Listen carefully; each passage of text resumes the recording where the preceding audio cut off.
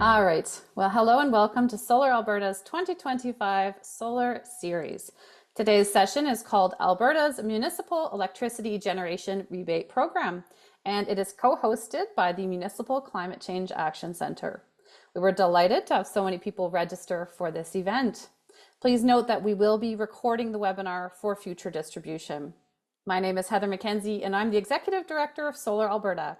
Just want to take a minute to acknowledge that I'm hosting you today and working day to day from Amiskwaciwaskahegan, also known as Edmonton, Alberta, Canada, located on Treaty 6 territory and the homelands of the Otipemisiwak Métis Nation.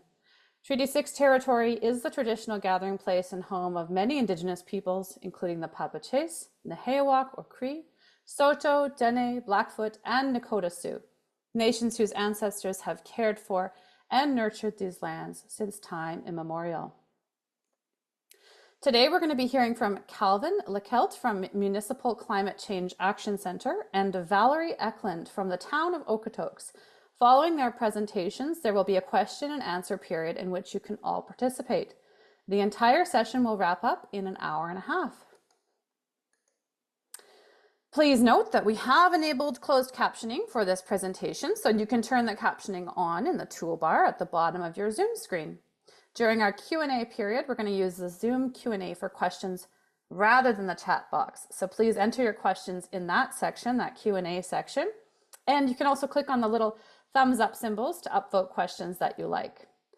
Before we move forward, we're going to do a quick poll just to get a sense of who we have joining us today. So please take a minute to answer the question that's popping up on your screen now.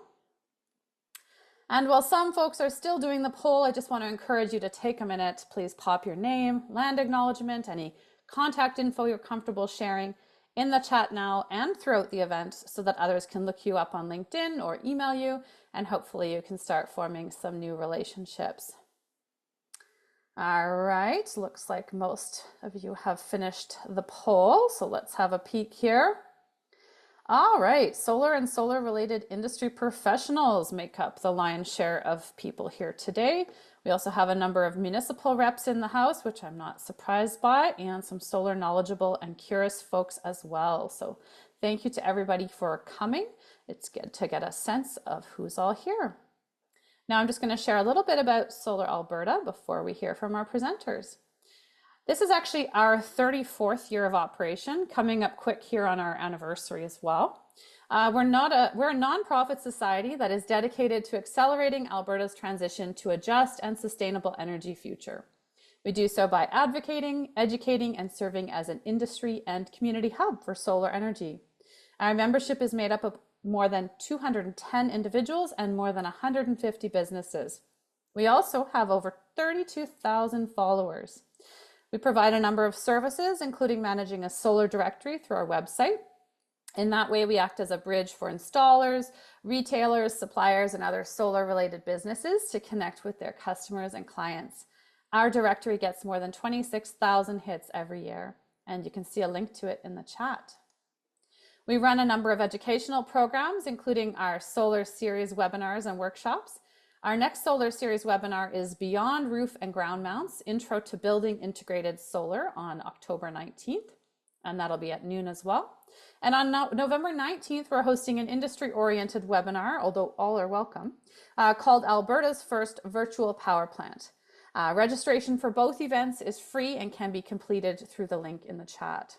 You can also find free archived videos of all our previous webinars on our YouTube channel.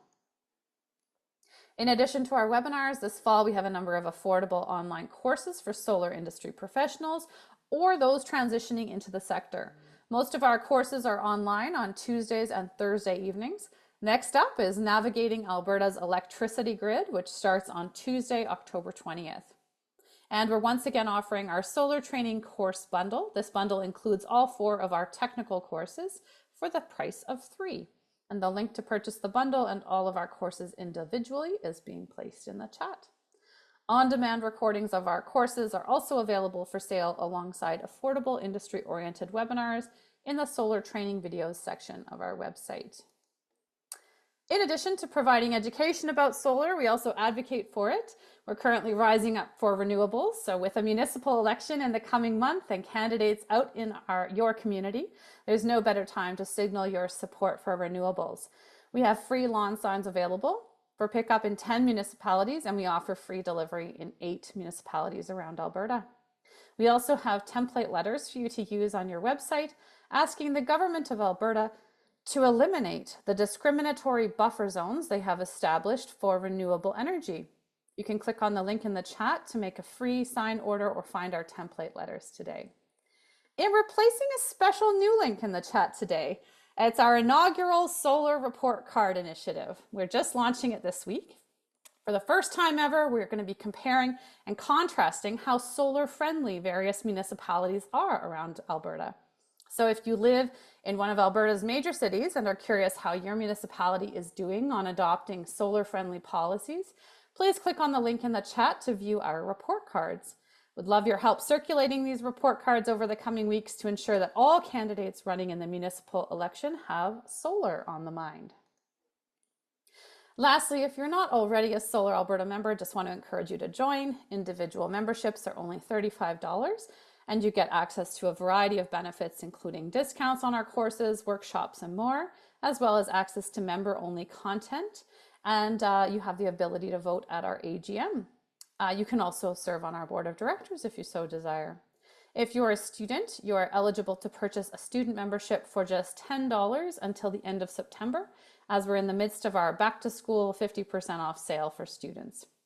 And if you're looking to support the work that we're doing in additional ways, please consider volunteering, donating, or of course, sponsoring our events. Just want to take this opportunity to give a big shout out and thanks to Solar YYC for sponsoring today's webinar. We really couldn't offer all of this amazing free content without the support of our sponsors. We're always interested in developing more partnerships for our events. So if you or your organization want to work with us to educate the public about solar or solar-related technologies, please don't hesitate to reach out. Now, without further ado, I'm going to introduce our presenters for the day. Calvin is a program manager with Alberta Municipalities and the Municipal Climate Change Action Centre. Since 2017, he has led funding and education programs that support municipalities across Alberta in reducing energy use, lowering costs, and cutting emissions through initiatives focused on energy efficiency, renewable energy, and energy management, as well as zero emissions vehicle fleets. Calvin has an alternative energy technology diploma, his bachelor's of technology management from NAIT, and is a certified energy manager and certified measurement and verification professional through the Association of Energy Engineers. Calvin strives to advance the energy transition and to make a positive difference by helping communities reduce energy costs and emissions. And after Calvin speaks, we're going to hear from Valerie. Valerie is a climate change and energy specialist with the town of Okotoks. She joined the town's environmental team in 2023 after making a shift from consulting work, where she focused on environmental site assessment and contaminated site cleanup. She has an environmental professional designation from Eco Canada and is a professional technologist, geoscience with Sept, Alberta. Valerie's primary role is to implement initiatives in the Resilient Okotoks Climate Action Plan. And her work with other municipal departments is to assist with scoping, funding, and measuring the impacts of energy efficiency and renewable energy projects at a local level. She also assists in the design and delivery of public education and engagement efforts to equip the Okotoks community to make meaningful change to local energy consumption. So welcome, Valerie and Calvin. So glad you could join us today. And I'm going to turn the screen and my mic over to Calvin now, and I'll look forward to seeing you all again during the Q&A. All right, thanks, Heather. Let's just get these slides up here.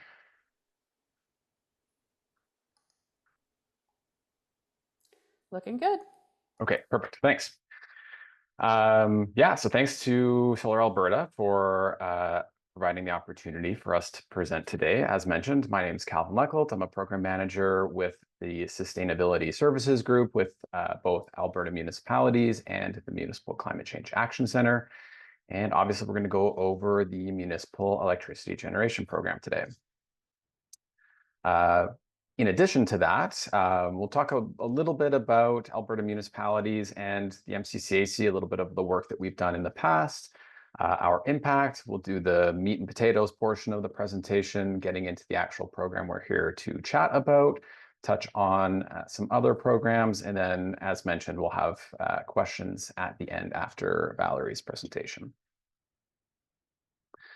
So for those who maybe are not familiar with either of these organizations, first of all, Alberta Municipalities, or AB Munis for short, works with municipal leaders to advocate for solutions to municipal issues and supports communities by providing a range of services.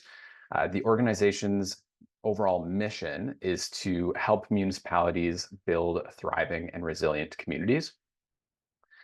And Alberta Municipalities is the lead partner of the Municipal Climate Change Action Centre, which is a joint initiative between, obviously, AB Munis, the rural municipalities of Alberta, and the government of Alberta. And the Action Centre, or MCCAC for short, was established in 2009 and ultimately provides funding, technical assistance, and education to support local governments in reducing energy costs, reducing emissions, and to help them build climate resilience. And MCCAC has delivered a variety of programs from a variety of funders in the past, but in this case, the sole funder of the Municipal Electricity Generation program is the government of Alberta.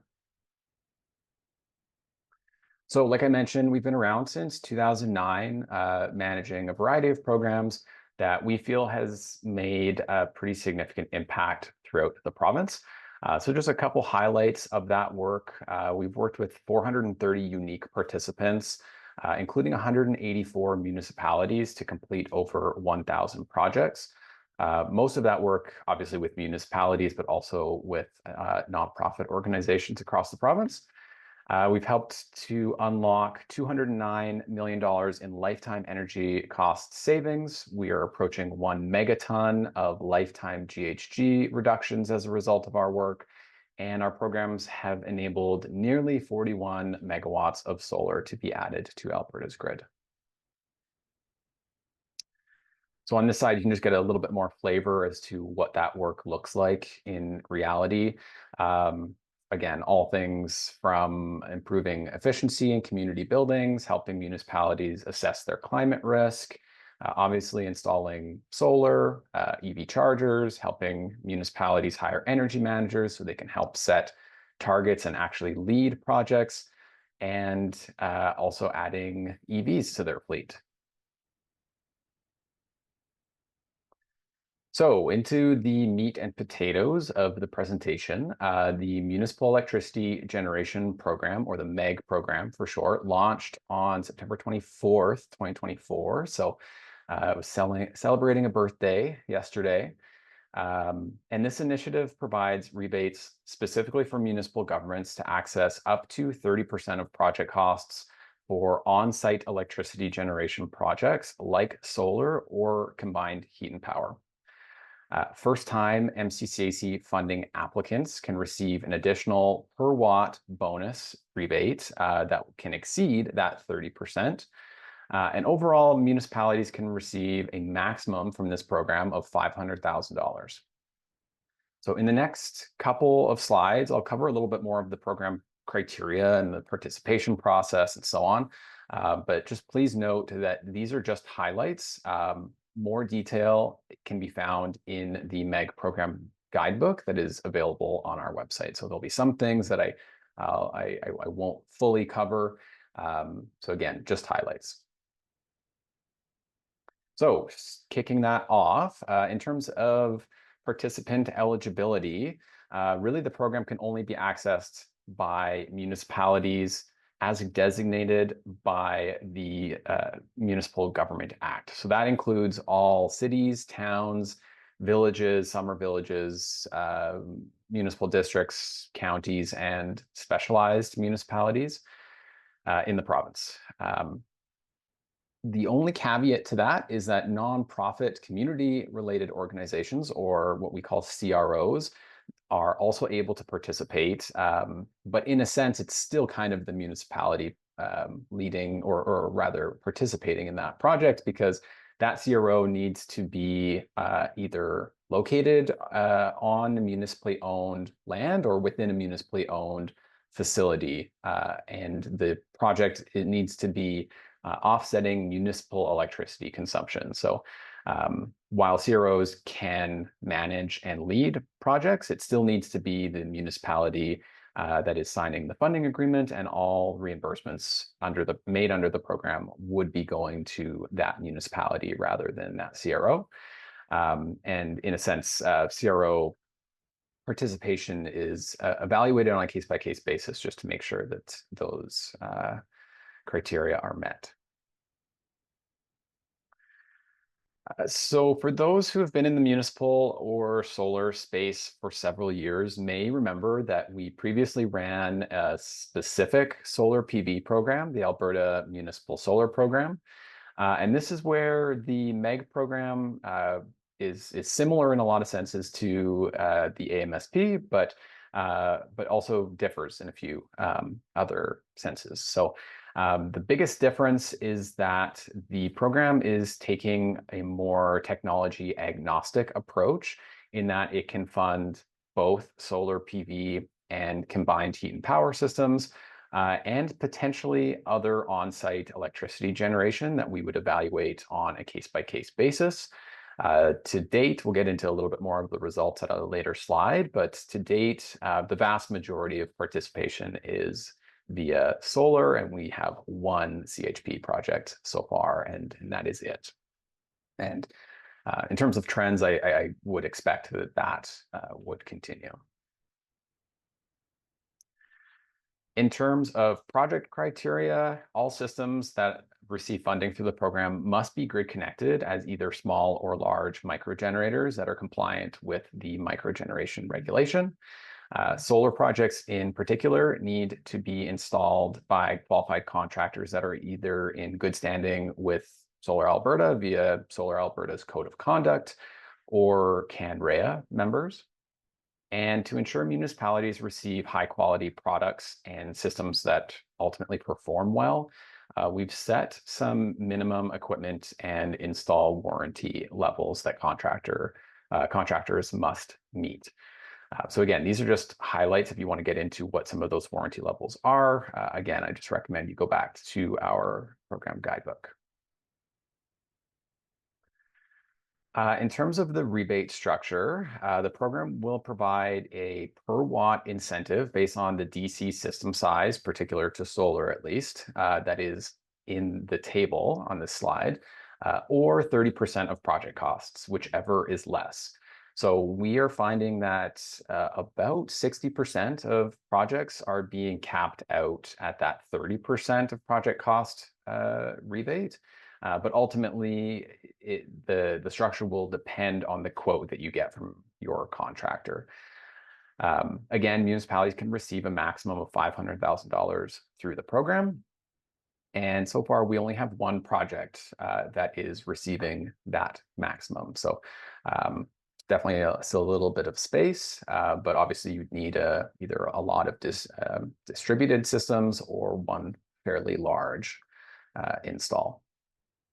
In terms of the first-time applicant bonus, that is only available for municipalities that have not previously accessed funding from the MCCAC. If you've been involved in capacity building projects or really any other work with our group that didn't involve funding exchanging hands, then you would still be eligible for that bonus. And projects that are receiving that bonus can actually exceed that 30% project cost maximum. So when applicable, those rebates are generally falling into the kind of 30 to 40% of project cost range. But projects that are receiving that bonus are still subject to that $500,000 maximum, so we can't go over that. In terms of eligible expenses, it's pretty all-inclusive. We will cover, or at least include in our rebate calculation, all electricity generation equipment, the balance of systems, including all racking, all labor, engineering, design, permits, structural assessments, inspections, and so on. So we have, again, a little bit more detail on this in the guidebook. And in terms of ineligible expenses, that would include any structural upgrades if necessary, any ongoing operation and maintenance costs, any costs relating to kind of road access to the site if that's a large ground mount system, and battery storage is also ineligible as an expense. Getting into the participation process. First of all, we recommend, especially given there's some municipalities and contractors on the line today, really just recommend that first step, if you are looking to participate or you're looking to help a municipality participate, that you start by reviewing the program materials, again, the guidebook and the application form and any other documents that we have available for download on our website. And then submitting a non-committal expression of interest that just shares your high-level project idea with us. After we receive that expression of interest, we will review and arrange a follow-up call with you to go over the project, answer any questions you have, and ultimately try to set you up for that next application stage. With that application stage, the package includes all of the kind of bulleted attachments mentioned on this slide. So we try to make it as easy as possible, but really we have an application form that needs to be signed. It's about 2 pages, two maybe 3 pages. And from a municipality standpoint, at least, of all of those attachments, you can typically get your contractor to help you out with the vast majority of those. So, but from a municipality's perspective, what would be required is that application form and the energy consumption and billing data for 1 year for that site, and that's both electricity and natural gas. A lot of the rest of it your contractor can help you with. So the signed Form A microgen notice, the modules, and inverter spec sheets, cost estimate, generation estimate, and in some cases that structural assessment are things that your contractor can likely help with. So assuming we receive all of those pieces and receive all the information that we need, we're generally fairly quick to pre-approve projects. Really just depends on what we have on our plate at any given time, but generally in the ballpark of a few days to at least provide a pre-approval and then issue a funding agreement to that municipality. And that funding agreement would outline your estimated rebate. And then upon signing that, once that agreement is signed by both parties, you would then have 12 months to complete that project. That's step number 4. We consider completion as the project being fully energized, all invoices paid for, project profiling complete, and all of these completion documents listed in step 5 here submitted. So that includes the interconnection and operating agreement with the wire service provider, photos, final invoices, proof of payments, this final single line diagram. Again, that project profiling piece, which is a draft media release and quote that we then share with the government of Alberta for their approval, and potentially a quote from, in some cases, the Minister of Environment and Protected Areas. And then we have an evaluation survey. So maybe just back to that media release piece, we provide that to the GOA for their approval.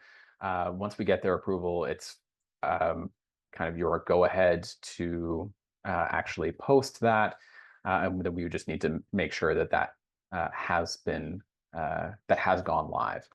So once all of that's done, again, when it comes to final approval and cutting the rebates, we can do that fairly quickly as long as all of those completion documents have been submitted, often being able to cut either a check or issue electronic fund transfer to be paid within 1 to 2 weeks of final completion.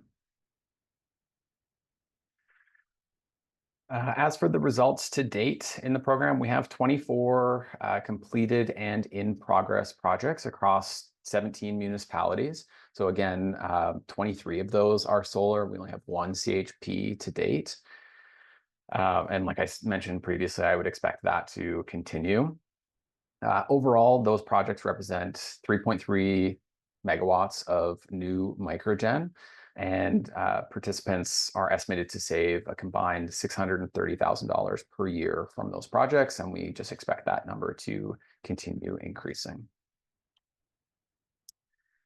As for remaining funding, we have about 38% of our budget remaining, and that is decreasing fairly quickly. We've been doing, in addition to this webinar, a good amount of marketing on this program. So yeah, we do expect that to decrease quite quickly as we approach our application deadline in a little bit over 6 months from now, March 31st, 2026. And I should maybe clarify, that is not only an application deadline, that is a funding agreement deadline. So ideally, applications are shared in advance of that deadline so that we can ultimately meet the deadline signing the funding agreement. So if there's any interested municipalities on the call and you're curious to know how this kind of 38% number changes over time, I just really recommend that you reach out to our team. We can kind of give you a bit of a pulse check as to kind of what the risk level is of us, getting closer and closer to zero, just to make sure, provide a little bit of peace of mind as you put together your application. And finally, I just wanted to mention one of our other premier programs here with the MCCAC is the Community Energy Conservation Program, or CEC. And this is where you can receive anywhere between 25 and 50% funding for energy audits and retrofit projects like LED lighting, furnace or boiler upgrades, pumps, ice plant replacements, really anything that takes place in a building that can help that building save energy could be something that would be eligible for this program. A lot of the participant criteria is very similar to the MEG program. We also have a bonus rebate here that is pushing municipalities to pursue deeper energy efficiency retrofits. So projects that reduce facility emissions by 20% or more can receive an additional 10% bonus on top of the between 25 and 50% rebate. So at the high end, that can bring the rebate up to 60% of project costs. So this program is still open. Projects are being assessed on a first-come, first-served basis. Again, same kind of criteria and maximums as the MEG program, in that municipalities can receive a maximum of $500,000. And that is separate from that $500,000 limit through the MEG program. So in theory, you could access up to $1 million from both programs. We have about 100 completed and in progress projects to date. And yeah, I really just wanted to highlight this one, as energy efficiency pairs quite nicely with solar, as you can generate a larger portion of your electricity needs if you end up using electricity a little bit more efficiently. So thanks everyone for listening. Happy to take questions at the end, but for now, I'm going to stop sharing and turn it over to Valerie. All right, so thank you so much, Calvin and Solar Alberta, for having me today. As mentioned, my name is Valerie Eklund. I'm the Climate Change and Energy Specialist with the town of Okotoks. We're really excited to share with you a couple of recent projects that we completed with funding from the MCCAC MEG program. So for any of you who may not be familiar with Okotoks, we're located about 20 minutes south of Calgary on Treaty 7 territory. The town of Okotoks currently has a population of a little over 30,000 people. We would like to acknowledge the original stewards of this land, which includes the Blackfoot Confederacy First Nations, the Kainai, Siksika, and Piikani, the Stoney Nakoda First Nations, which includes the Bearspaw, Chiniki, and Goodstoney, the Dene First Nation of Tsuut'ina, and the Métis Nation of Alberta. We honor and respect this space and all the beings who have a spirit and have been here long before us. We are grateful for the Sheep River that runs through our town, and also the prairie landscapes all around us, and the mountain views which are visible to our west on a beautiful clear day.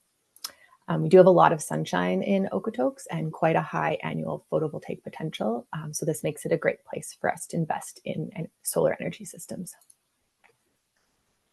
The town of Okotoks has strong values around environmental stewardship and sustainability. Our climate action plan includes goals around the use of renewable energy at corporate facilities and also reducing greenhouse gas emissions. At this point, approximately 35% of our corporate greenhouse gas emissions come from the energy use of our municipal buildings. So the installation of solar PV systems on our town buildings is inspired by our goals to reduce greenhouse gas emissions, but also really by trying to lower our ongoing utility costs and reduce our dependence on grid electricity. So as Calvin mentioned, the previous solar funding available to municipalities, we did complete a couple of previous projects on our buildings through those funding programs. And I just wanted to highlight them quickly. These systems are performing really well for us, and this performance made it easier to make the case for addition for solar on more of our buildings. So on the left here, you can see the first large system that we installed. These panels are on our fleet storage building and our recycling center buildings, but they actually supply electricity to our wastewater treatment plant. So they're not supplying the buildings that they're sitting on. During the first 3 years of operation of this system, it generated close to 1.5 million kilowatt hours, and almost 90% of that went directly to powering the wastewater treatment plant.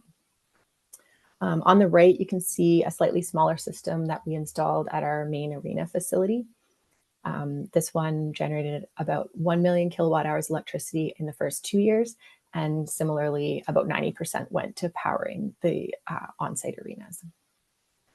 So diving into the couple of projects that we completed this year under the MEG program, the first building that we targeted was the fire station. So this building was constructed in about the 1990s and had an addition in the early 2000s. The building's about 20,000 square feet, and it houses our municipal fire services and also AHS ambulance operations. So inside it has offices, dormitories, emergency vehicle bays, and other related systems associated with the emergency response. So there are charging cords, for example, coming down from the ceiling to charge each of the computer systems in all of the emergency vehicles and other systems like that. This facility is a little bit different from most of our occupied municipal buildings because it's operating 24/7.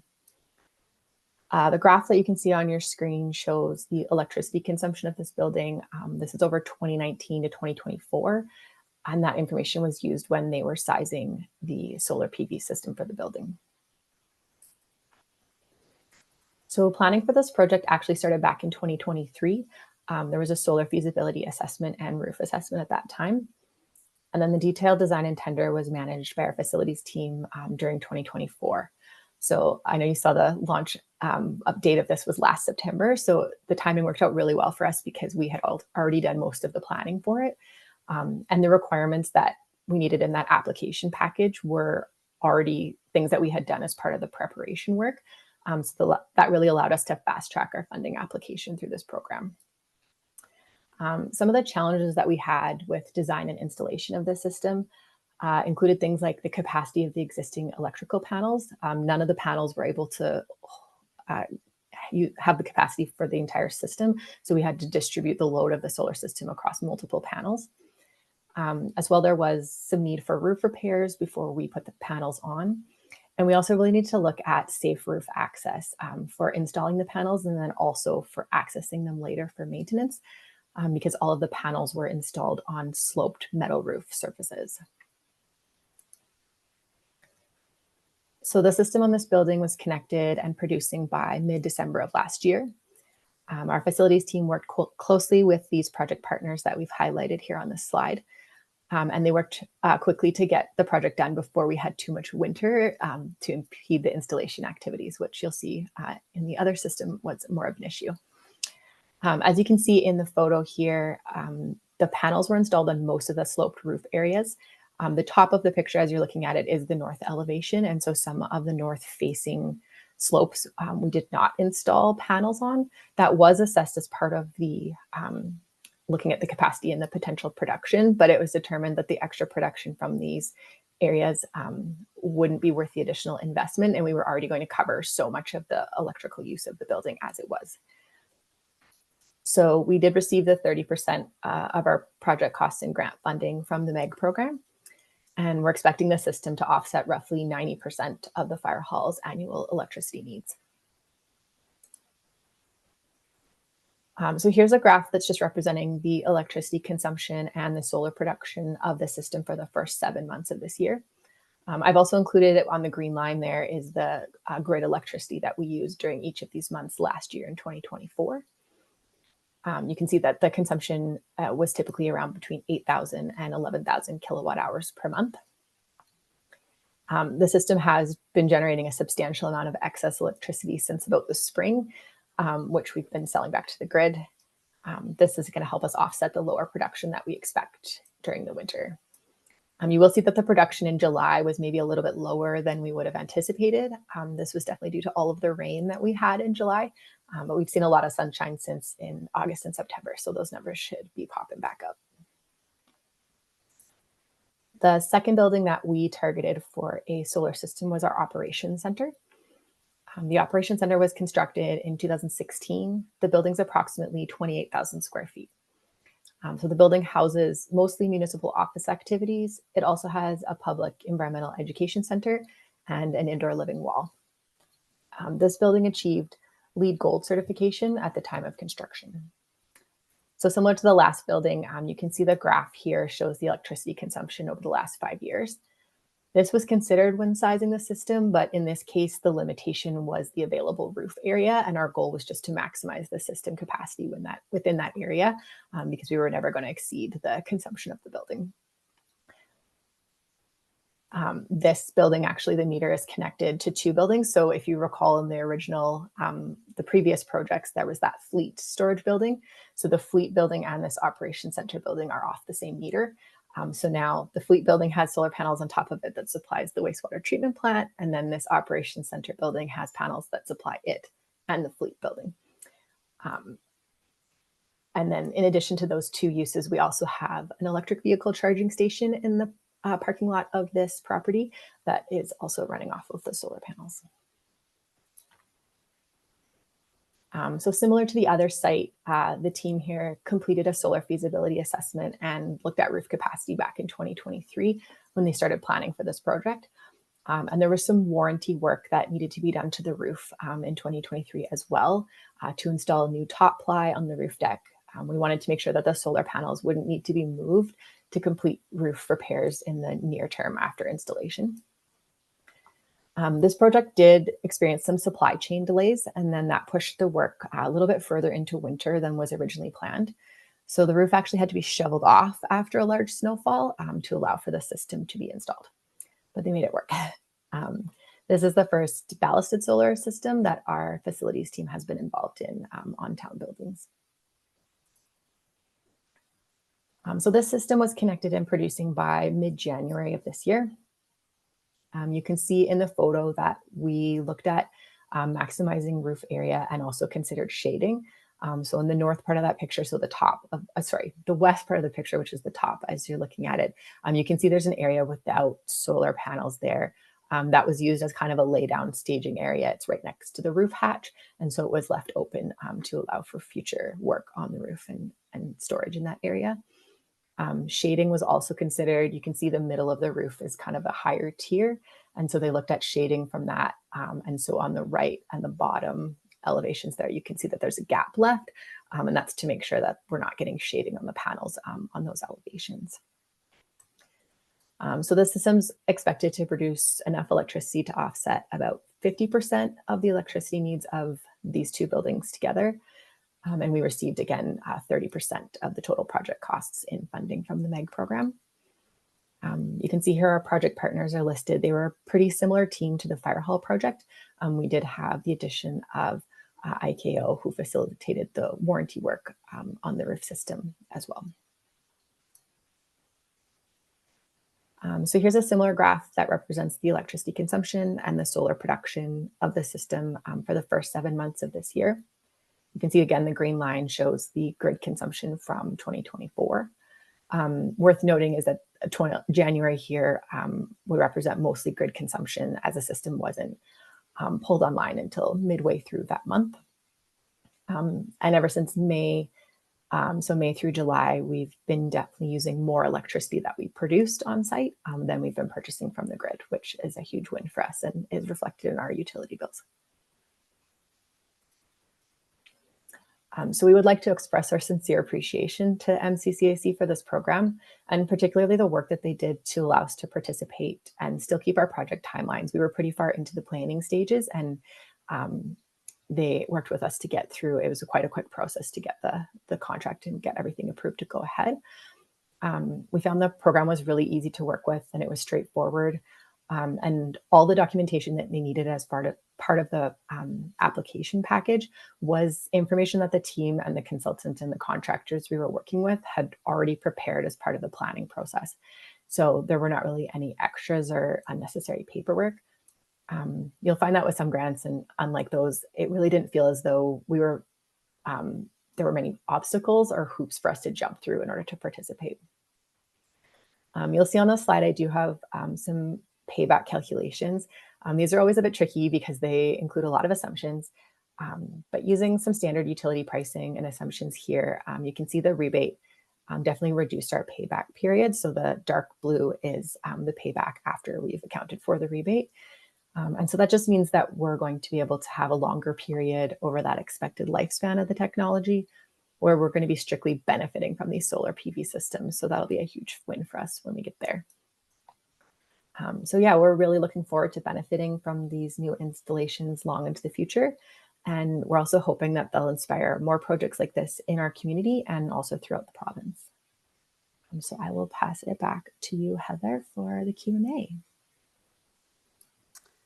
Thank you. And your expected lifespan, I know you went with the warranty date there of 25 years, but I was reading a study recently showing that some solar is lasting upwards of 50 years. So maybe you'll be able to stretch that out even longer, and once we get more research on that sort of thing. So very exciting. Thanks, Valerie. Thanks, Calvin.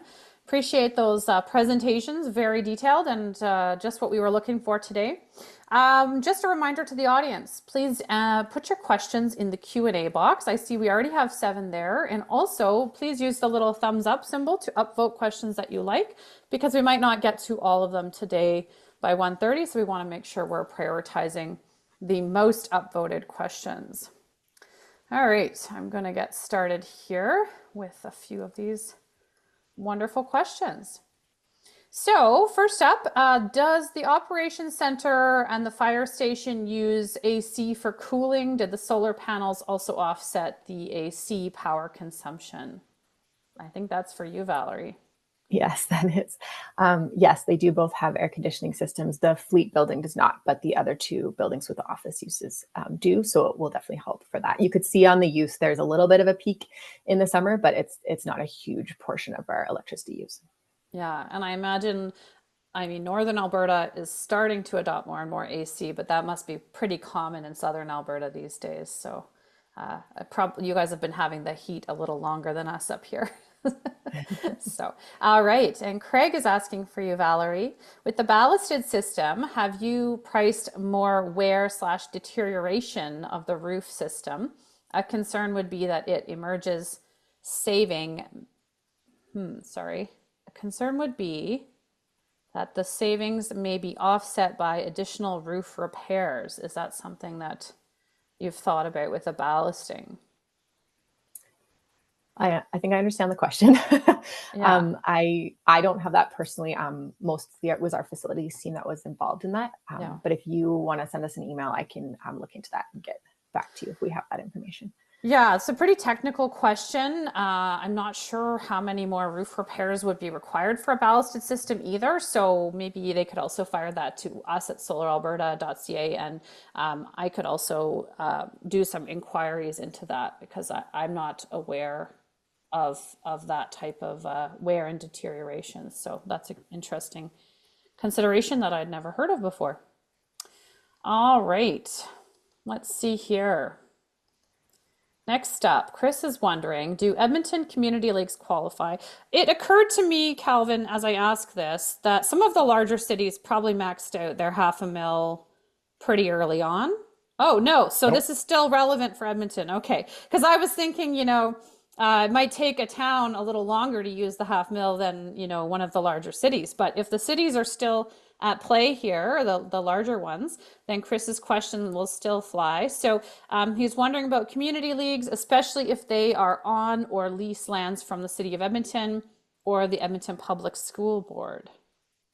Yeah, so common question. Ultimately, community leagues, at least from my understanding, most, I believe, community leagues, at least in Edmonton, are either on municipally owned lands, or in some cases, I think the city of Edmonton may own the community league building. So that's where they would fall under that community related organization pathway.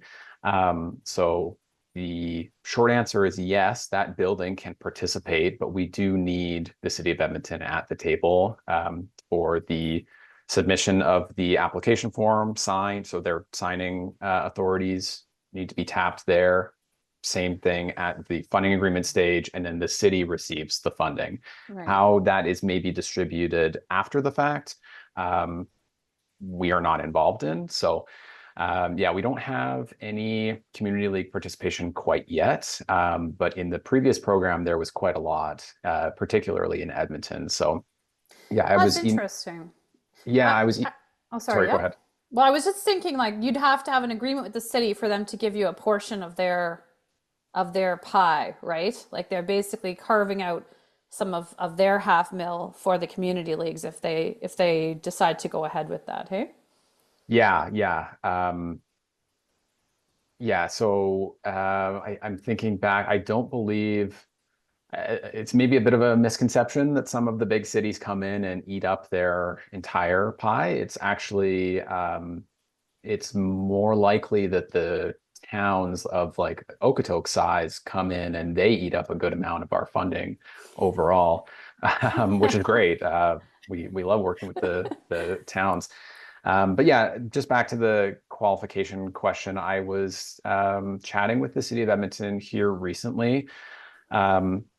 And they're developing a little bit more of a formal process for community leagues to participate. So if you are interested, I would recommend reaching out to the Edmonton Federation of Community Leagues, your kind of Green Leagues contact there, and also your neighborhood resource coordinator with the city of Edmonton, and they hopefully can set you on the right path. Feel free to reach out to us and we can talk kind of preliminary project ideas. But ultimately, you'll need to have a good advocate for your project and a good contact with the city of Edmonton so that we can move that forward. Yeah, good to know because it has been a long time since there have been any supports in place for nonprofits of any kind. So that's nice to know. Thanks for the question, Chris, and thanks for the answer, Calvin. Anonymous attendee is wondering, system sizing considerations. I think we'll probably start with you on this one, Valerie, and then go to you, Calvin. But can you speak to the value of mainly sizing for self-consumption versus exporting to the grid and the importance of the 150 kilowatt threshold, why a municipality might not want to exceed 150 kilowatts on any given building? I will maybe just start out by saying that I think what Calvin said at the beginning is this program exists within the micro generation regulation, which actually only allows for you to produce electricity for self-consumption. You may export, but only up to what you would typically produce within a year. So maybe that answers part of the question. So there's some Alberta regulations factored in there. But I think, Valerie, you were talking about in one case, you decided to just go for a 90% system size because you decided that north-facing roof was just not really worth it. So I don't know if you wanted to comment further on that in this question in general.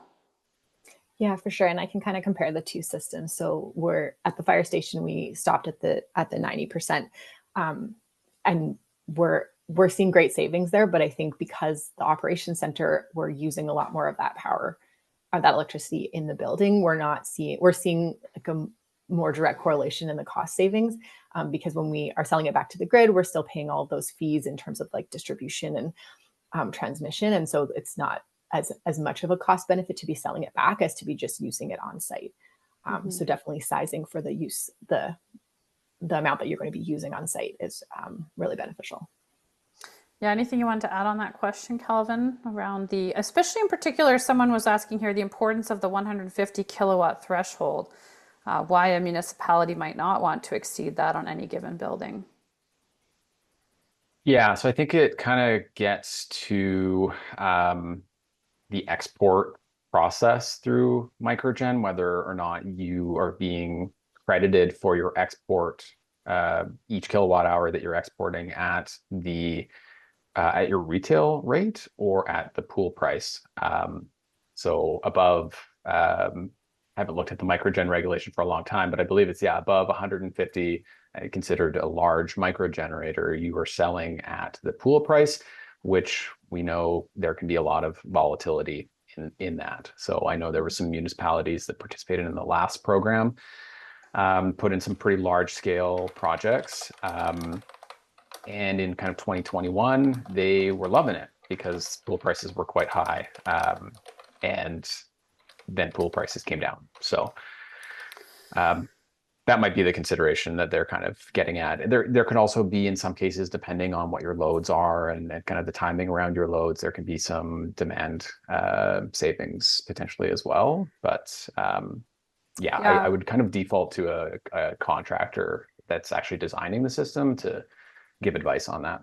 Yeah, our installers are pretty familiar with also commissioning timelines in different parts of the province. Like some of them for those large microgen systems, Yeah. if you're in Fortis territory, chances of you getting your project completed in 1 year is next to none. So I think a lot of our installers in our directory could advise on like where you're located, what are your transmission and distributions setups in your area? Is there any chance of you possibly completing this project within the MCCIT timeframe? Because I understand that those commissioning timelines are very different for things under 150 versus over 150, and that is an ongoing challenge we've had as larger commercial systems try to get online is just the timelines are not compatible with especially rebate and grant programs that we've seen around town. So Yeah, maybe just to make a note on that, our kind of blanket timeline is 12 months. Now we operate with other timelines connected to our Government of Alberta grant. So at least for the time being, we have a little bit of flexibility should you need to go above 12 months. We wouldn't want you to be, as a participant, afraid of that time frame and not meeting it, so then you don't even bother participating. okay. So if you feel like that's going to be a risk, just let us know. At least for the time being, we have some flexibility we can offer. But as we get closer to that end of March deadline, we start to lose that flexibility. So just Right. recommend that you folks reach out to us. Yeah, well, that's good to hear that there's a bit of flexibility there. Because even for my own residential system, we just needed like a structural engineer to sign off on something, and getting someone to just sign off took almost a year. And Yeah. that's before you could book the installation. So depends a lot, I think, probably on where you're at and how many folks you have around to do these assessments. But hopefully, municipalities have access to more structural engineers than my household does. All right, here we go. Patrick is wondering, have there been any problems with insurance companies, utilities, or other levels of government with municipalities receiving large utility credits? And yeah, I guess I'll lob that at you, Calvin. Any issues with insurance companies or utilities? Other levels of Um, government? I mean, you're funded by the GOA, so I'm guessing the other levels of government, they mean maybe the municipalities or the federal government, maybe, or? Yeah, no real issues. I mean, these projects are all intended to be governed essentially by the microgen regulation regardless. And obviously that needs to be ratified by the provincial government. So no issues there. I don't, uh, the question is specific around utility credits, but I'll maybe take it a little bit of a different angle. I didn't highlight this in the presentation, but there are more details in our guidebook that municipalities, by participating in this program, ultimately forfeit their any rights or ability to register or sell any carbon credits relating to the project. So essentially, you are getting the upfront rebate in exchange for having to take that approach. So I don't know that it's necessarily Patrick's question, but Patrick, we've chatted before. If you want to reach out to me and we can chat more, you can do that. Yeah, his question did make me think. I have heard of two examples of towns that are not allowed to export right now in Fortis territory. They've been deemed no export zones because essentially, I guess Fortis is saying they can't accommodate what the town wants to produce. So maybe that might be also what Patrick might be starting to get at there. I'm hoping that we don't see a proliferation of that because that would really be unfair if some towns can export and others can't to offset their annual consumption. But we are already hearing from members, at least in two different places where that's happening in Fortis territories. So hopefully it doesn't continue.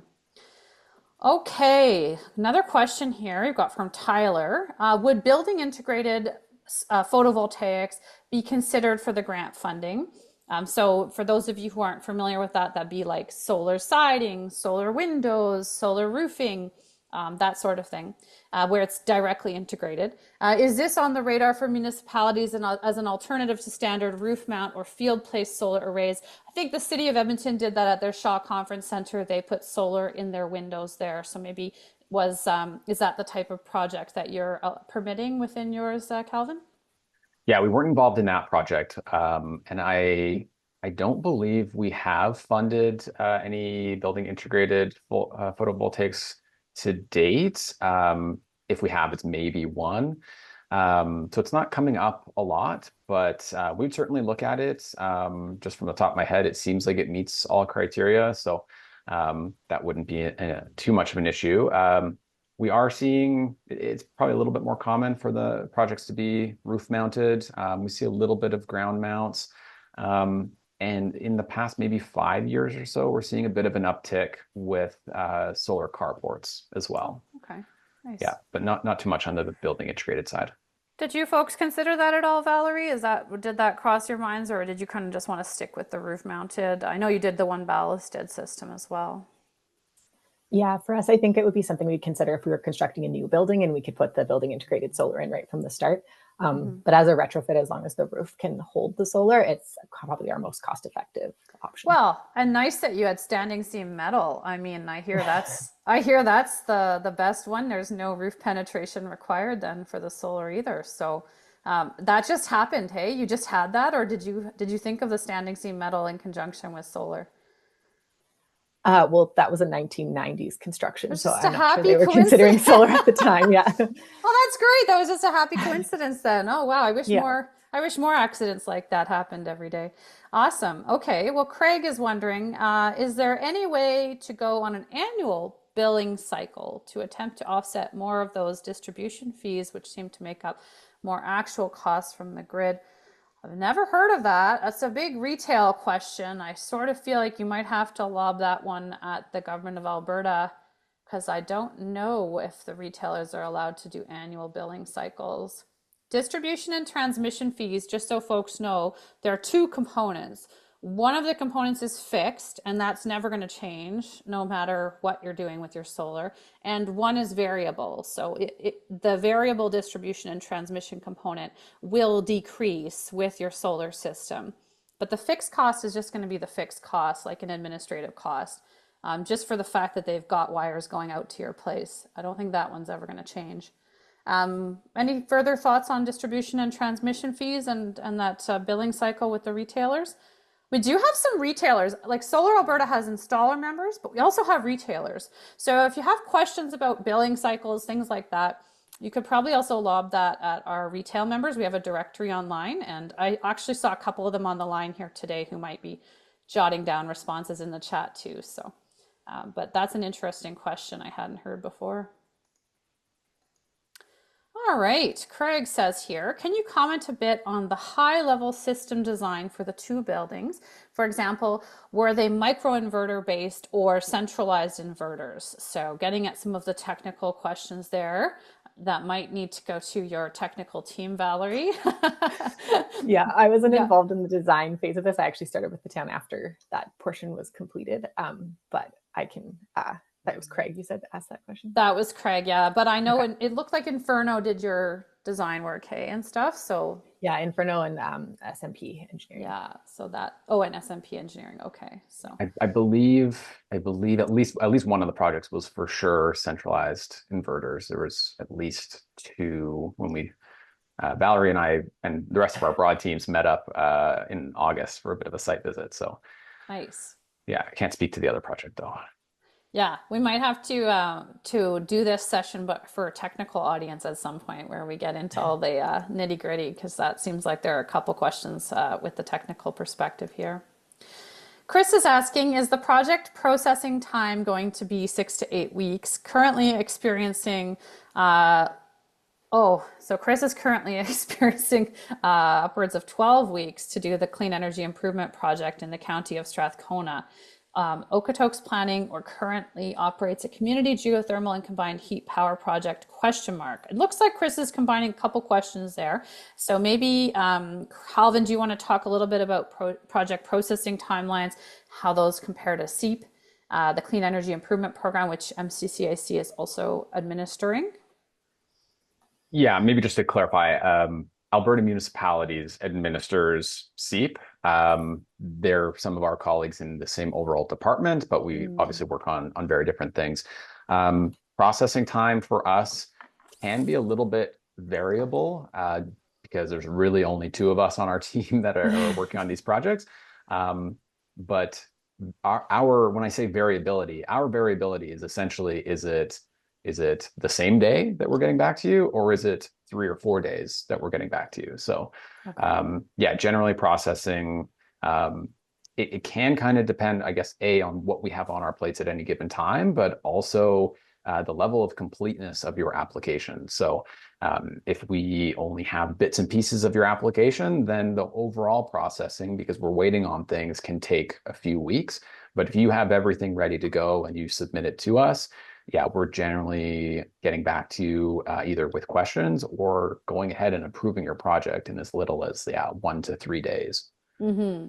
Yeah, and in this case, the consultants or the installers or designers are allowed to collaborate with the client a lot in that process, I imagine. I know with the Canada Greener Homes program, they were not allowing our members to really adequately support their applicants, and so that was creating a lot of issues. But I haven't seen that issue here in Alberta with our programs. They all seem to allow the experts to help you out as you jump through the various hoops and get your forms completed more properly in a better way. Hey, so Yeah, for sure. Yeah, yeah. that's the same as us. If the contractor, if the municipality gives the contractor their blessing to submit things on their behalf, we still need the municipality to sign where applicable. But yeah, we can work with the contractor too. That's no problem. Yeah, that moves things along really quickly. So, okay. And then I guess the second part of Chris's question was for you, Valerie. He's just wondering if you're currently operating or planning a geothermal and combined heat power project, if I understood that correctly. We are not, so I'm not sure where that has come from. Okay, maybe just a curiosity there. So Yeah. that's good to know. You're focused on the solar, which of course that's what we're all about. So I'm not opposed to that. Okay. I think that question's there twice. And is there a public-facing dashboard at the municipality level, or better yet, Alberta municipalities level, to demonstrate the power of the program and its contribution for providing renewable generation and energy offsets locally to partner with the Alberta fossil fuels dominated grid? So do you guys have some of this info that you shared, Calvin, up on your website? Because maybe we could start pushing that out. Some of our members might want to spread the good word. Yeah, we don't. I don't know if this is being alluded to in the question. We don't have anything that's live. Once every project is completed, we do a little bit of a profile on that project on our website under success stories. So you can see probably, yeah, somewhere in the ballpark of 800 or 900 projects under that success story link if you want to learn about any particular project. In this program right now, we don't have that many projects that are complete, something in the ballpark of maybe 6 or so of our 24. And we are often a little bit hesitant to sharing information about projects that are in progress, just in case, there's a scope change. And then we're constantly having to update information. But Generally, when a program is complete, we will share a little bit more information about the overall results of that program. And in some cases, this is maybe not so much of a trend that's continuing, but in a lot of cases, there's been municipalities that have been really excited about their projects, and they actually have public dashboards that connect up to their inverters and can give you live generation on their projects. So that's something. It's not program wide per se, but if you were interested in particular projects, that could be something to look into. Yeah, I suspect Chris is thinking like me, which is we'd love to see a program like this refinanced. So how could we promote its benefits now and not just wait till the end to talk about how great it is? So that's probably why he's looking for some public info there. But it's good to know the individual projects are, actively promoting, the benefits and hopefully webinars like this and other things will support the potential for it to be refinanced down the road. Do you think there's any discussion of refinancing? Have you heard anything to date, or is that still just a big question mark? Yeah, it's a bit of a question mark. Our grant goes out to roughly mid. Our spend needs to be complete by mid 2027. Hence to give 12 months, hence the end of March 2026 application deadline. Right. So yeah, there's questions being asked, but not a lot of certainty on that quite yet.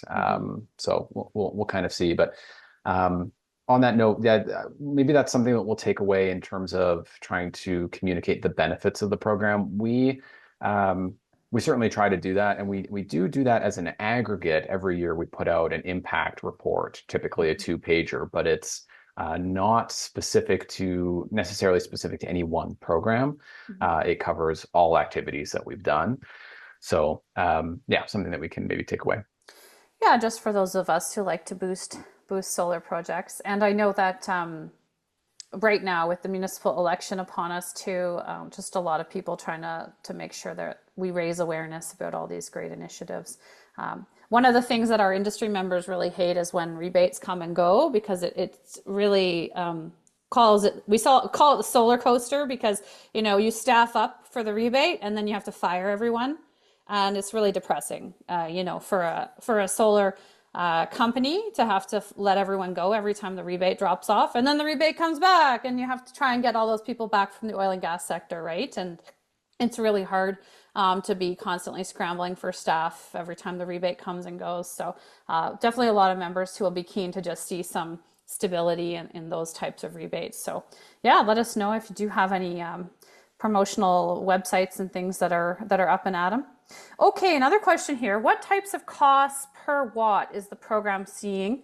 Be nice to know if suggested prices quotes are reasonable. Yeah, definitely getting, and I'm sure that varies depending on how remote and rural the location is too, probably. I've seen even on our Solar Alberta Facebook group, people are getting quotes in Fort McMurray for a pretty significantly different price point than in Lethbridge, for example, depending on how many installers are operating there and whether they have to, transport staff up and down to get to your job site and whatnot. But do you have any averages there? Yeah, there's, like you kind of mentioned, there's a lot of caveats. Location is one, but type of install is two. I mentioned solar carports. There's obviously a lot more material involved in putting in a solar carport, and so that influences the overall cost per watt. But generally speaking, we're seeing kind of in that $2.20 range to maybe like $2.40. But obviously, it's an economies of scale game. So larger projects, we're seeing really competitive, kind of as low as like $1.60 or so. Wow. So yeah, Okay. and then we have others that are $4 a watt or higher because it's a solar carport. So yeah, it really varies. Yeah, and I understand anytime you mount solar on anything other than the roof, that adds quite a bit. Valerie, did you find your ballasted system cost quite a bit more than your roof mounted system just because of the ballasting? Yeah, our ballasted system was definitely more expensive than the fire hall. Yeah. Yeah, I'm also kind of curious how the trade war is impacting that too, right? Because I'm thinking the products that you use for any of those mounting systems could be impacted by some of these tariffs, but I don't know fully how that looks like on the ground. So I'd be curious to hear how the costs differ from, the beginning of your program, Calvin, when there was more trade peace to the end of Yeah. the program where you might be seeing some of those prices filtering through. Yeah, we did just kind of anecdotally. I don't know that we're at necessarily the scale to get a real good sense of everything that's happening, but yeah, certainly in kind of the spring and kind of throughout the summer, we had to do a couple funding agreement amendments because costs were changing from what they had been pre-approved at. So, yeah. Yeah, I know a lot of our members were scrambling to stockpile at the beginning of the year so that they wouldn't have to, hurt clients with those costs. But I think there's a limit to how much you can stockpile, especially for some of these bigger systems, right? Not everybody has the kind of warehouses to put aside that many modules. So. Okay, we have another question here from Patrick, and then I have another one myself. I hope you don't mind. I've just frantically jotting down all my questions while you were chatting too. Patrick's asking, can street lights and other non-facility electricity usage be offset under the microgen regulations? I'm assuming that's for me. As streetlights are kind of an interesting one because not every municipality owns their streetlights. Sometimes that is, I guess, a lease arrangement, for lack of a better term, with the distribution company. So recommend that you check that out. But generally, yeah, non-facility electricity usage can be aggregated among a variety of sites to then have one kind of central solar site that covers those loads. Yeah, I have heard some concerns that if the sites aren't contiguous, they can't be aggregated. Would that apply here too? It could. We would need to take a case by case approach to that, but it's not something that has come up to date. And we probably have about 6 or 7 projects that are aggregating somewhere between kind of 5 to 9 loads each. So, but that hasn't been something that has come up. And Patrick, you might be asking from like a municipal district and county perspective in terms of lift stations, pump stations that are distributed over large areas. And yeah, we've supported a few of those types of projects, and that has not been an issue. Well, that's good to hear. I was thinking at some point if you come up against a municipality that can't move forward because of the sites are not contiguous or they're not on the right meter. I was thinking it'd be nice to work together with you folks to kind of ask the government of Alberta for an exception under the microgen reg because it does break my heart when I hear about either people using really inappropriate land to offset their solar, like good farmland or something, or they're using, or they're just not even able to participate because they don't have the right roof or land, and that just breaks my heart. So I was thinking we should start trying to work together to see if we can request a couple exceptions if need be. On that note, you mentioned that there's sort of the expression of interest phase and then the application phase. I'm curious how many projects are not going from one to the next? Like how many are you losing? You got 24 through, but how many expressions of interest have you had? And I guess further to that question, what are the barriers? Like if you're getting like, let's say 50 expressions of interest and only half are going through to application, why? And because those are the types of things we could maybe work on at Solar Alberta, is trying to overcome some of those barriers. Yeah, it's an interesting question. We can only really guess to what the answer is in a lot of cases. And obviously the program's still open, so we have expressions of interest that we work with and we follow up with over time to try to, get them along. So it's obviously not a static approach, but yeah, we've probably received something in the ballpark of 60 or so expressions of interest. And for this program in particular, the expression of interest form, we preface people to maybe not feel intimidated by it because it is completely non-committal, but it is asking for a little bit more detail, at least ballpark costs, at least ballpark system size, enough information that we can frame the conversation. We'll still certainly chat with people if they don't provide that information, but sometimes I wonder to what extent that is a perceived barrier, even though it might not be real. Mm-hmm. Another challenge is honestly contractor support, particularly in the summer when contractors are, I get it, they're going gangbusters, busy installing systems. There's been a degree of follow-up that's needed and chasing to get that contractor support for even just a quote, obviously the system yield, trying to help at least facilitate a structural assessment if that's something that's needed. So that can be things that stall folks out as well.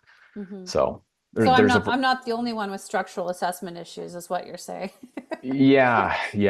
We generally try to provide as much support on that as we can, but in some cases be a little bit limited in that we obviously can't do that work ourselves. Yeah.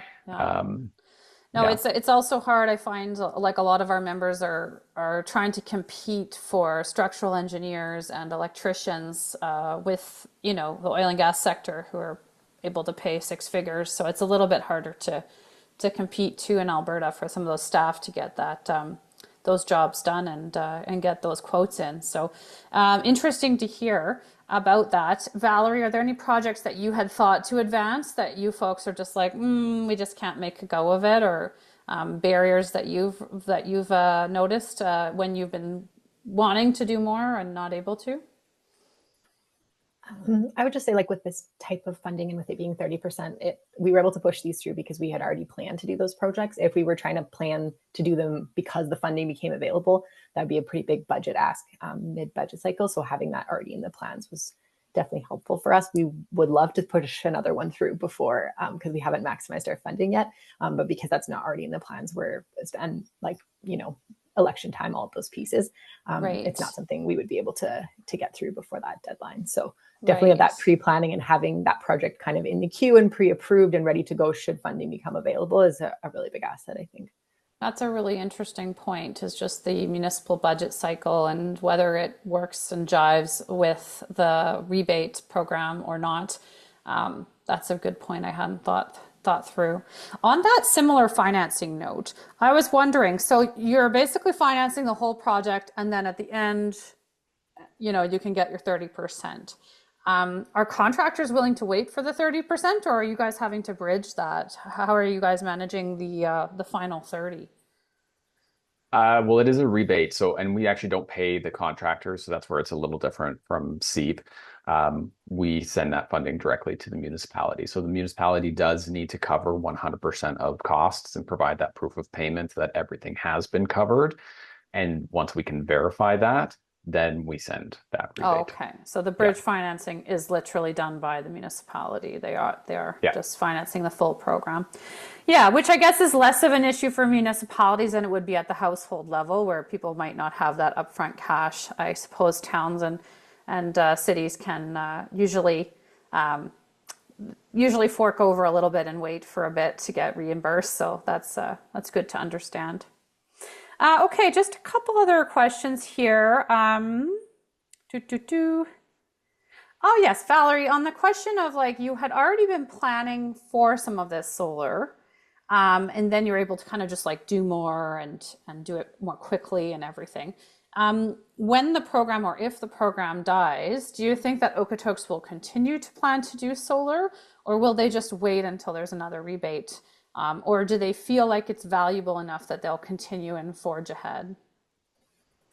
Yeah, sorry, it's definitely one of our priorities to continue putting it up on the buildings where it makes financial sense to do so.